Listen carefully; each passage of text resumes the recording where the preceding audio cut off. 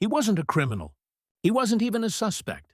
Erickson was just driving home from work, tired, thinking about his kid's school project. Then came the flashing lights, the shouts, the guns aimed at his chest. In a single moment, everything he'd built, his job, his reputation, his peace, shattered. The officers said it was a misunderstanding, but what happened that day was far from a mistake. It was a mirror reflecting something deeper, something America still refuses to face. Because this story isn't just about Erickson, it's about us. Before that day, Erickson's life was steady. He worked full-time at a logistics warehouse on the east side of the city. Dependable, focused, the kind of man people relied on but rarely noticed. Every afternoon, he'd clock out at 4 p.m., grab an iced coffee from the corner shop, and drive the same route home. The same row of sycamore trees, the same neighborhood kids on their bikes. A routine so ordinary, it felt safe. At home, safety meant love. 2 kids racing to meet him at the door. A wife who left his lunch packed with notes that said, "Don't skip meals again." They didn't have much, but they had each other. Erickson believed in order, in hard work, fairness, and the idea that respect was earned by doing right. He trusted that if he followed the rules, the world would too. But lately, that belief was starting to crack. Patrol cars began cruising through his block more often. Not protecting, just watching. Friends told stories of stops for fitting a description, of questions that turned into searches. Erickson listened, but told himself it wouldn't happen to him. He had nothing to hide. He was one of the good ones. That Friday, the sun was sharp and the air smelled of cut grass when he left work early to pick up his daughter from school. He had the radio on low, thinking about weekend plans and bills. A normal afternoon. Sunlight flashing across the hood, the hum of traffic. Life unfolding exactly as it should, until he checked his mirror. A black and white cruiser had pulled behind him. The siren hadn't sounded yet, but something told him it would. The sunlight bounced off the cruiser's windshield, sharp and blinding in Erickson's mirror. His chest tightened as the siren finally wailed. He slowed his car, signaled, and pulled over. Careful, deliberate, polite. Every move mattered. He kept both hands on the steering wheel, like he'd taught his son to do if he ever got pulled over. Except his son was 12, and this lesson wasn't supposed to come from experience. 2 officers approached. One stayed near the passenger side, the other, tall, pale, buzz-cut, came to the window. License and registration. The voice was flat, rehearsed, already suspicious. Erickson's hands trembled slightly as he reached for the glove compartment. "Slow," the officer snapped. "Don't make sudden moves," Erickson nodded, heart thudding. He passed over his ID. The officer looked at it, then at him, then back again, like the name didn't fit the face. "You know why I stopped you?" "No, sir." "Your car matches the description of a vehicle involved in a burglary." The words hit harder than the siren. Erickson blinked. A burglary? In broad daylight? He worked 10-hour shifts, had the clock-ins, the uniform, everything to prove it. "Officer, I just left work."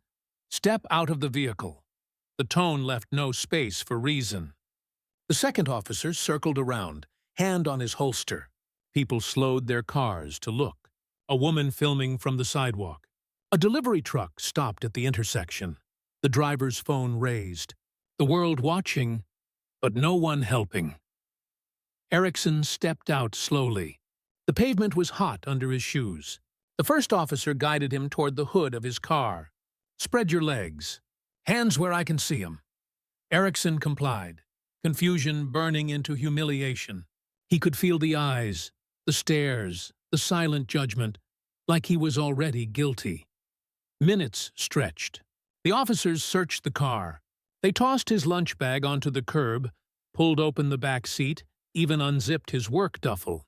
Out spilled his gloves, his tools, a safety vest with his company logo.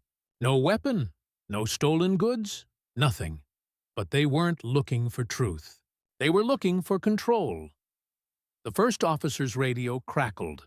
A message Erickson couldn't hear. The man's expression shifted. He leaned toward the other, muttering something. The second officer nodded, then pulled out a small evidence bag. Empty. Erickson's stomach dropped. "What are you doing?" he asked, voice tight but calm. "Stay quiet," the officer said. And then it happened. The one with the bag reached under Erickson's driver's seat, staying there longer than made sense. When he stood up, he held a small plastic pouch, something Erickson had never seen in his life. "White residue inside. This yours?" Erickson froze. "No, that's not mine." "Then how'd it get here?" His voice cracked. "I don't know. I just left work." "You can call. Hands behind your back." Click. Cold metal locked around his wrists. The sunlight that had once felt warm now burned his skin. Across the street, the woman filming gasped. "He didn't do anything," she shouted. But the officers ignored her. They guided Erickson toward the patrol car, cameras following. Inside, the radio buzzed again. The officer in the passenger seat muttered, "Same pattern. They never learn." Erickson stared out the window as his car grew smaller in the distance, his entire life shrinking behind him. What he didn't know was that the video, shaky, unfiltered, and raw, would hit social media within hours. And by sunset, his name would be everywhere. Not as a suspect, but as a symbol. The station smelled of bleach and metal, sharp, sterile, inhuman. Erickson sat cuffed to a metal chair under flickering fluorescent lights. Hours had passed, though the clock on the wall hadn't moved. His wrists were raw, his throat dry, his mind racing through every mistake he didn't make. Across the room, two officers whispered over a report. One of them, the same man who'd pulled him over, signed something with a careless flick of the pen. Evidence logged. Charges pending. A line of text that could destroy a life. Erickson tried to speak, but his voice came out hoarse. "You know that isn't mine." The officer didn't look up. "Tell it to the court." In another corner, a young intern, fresh from the academy, watched silently. Her badge still shiny, her expression uneasy. She'd seen the footage online before walking in, the same video that now had half the city talking. Erickson closed his eyes. He thought about his kids, probably asking where he was. His wife, calling every hospital, every precinct. He thought about how fast a man's dignity could be erased, how one lie could weigh more than a lifetime of honesty. Then, through the buzz of the fluorescent lights, another sound cut through, the slam of a door and the rush of footsteps. A woman's voice echoed, "He's the wrong man." The footage proves it. It was his supervisor from work, holding up her phone with the viral video playing, clear as day. The officer's search, the planted bag, his confusion, every second recorded by a stranger's courage. The room froze. The intern turned pale. One officer muttered, "Turn that off." The supervisor snapped back, "No, the world's already seen it." Erickson looked up, the first spark of power in hours flickering in his eyes. The walls that had closed in on him were cracking. Outside the station, reporters gathered. Hashtags multiplied by the minute. Protesters began to chant his name. Inside, one officer whispered under his breath, "They weren't supposed to find out." But it was too late. Erickson's silence had turned into evidence, and the world was watching. By the next morning, Erickson's face was everywhere. On screens, news feeds, and protest posters. The video had gone viral overnight, replayed on every network, dissected frame by frame. The world had seen what he lived through. The fear, the planted evidence, the truth they tried to bury. The police department called it a procedural error. The union called it an unfortunate misunderstanding. But the people called it what it was. Racism in daylight. The city erupted in marches, not for vengeance, but for validation. For every person who had been told their truth was an exaggeration, Erickson was released without charges 2 days later. No apology, no explanation. Just a signature and a door opened to the morning light.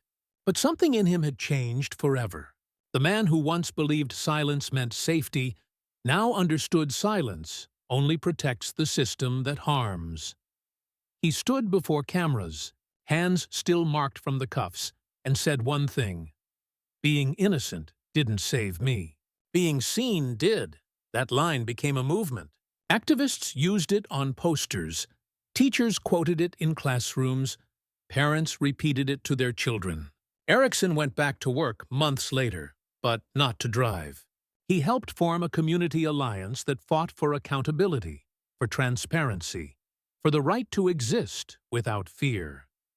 The officers involved were suspended, then quietly transferred. The system survived, as it often does. But it was no longer hidden.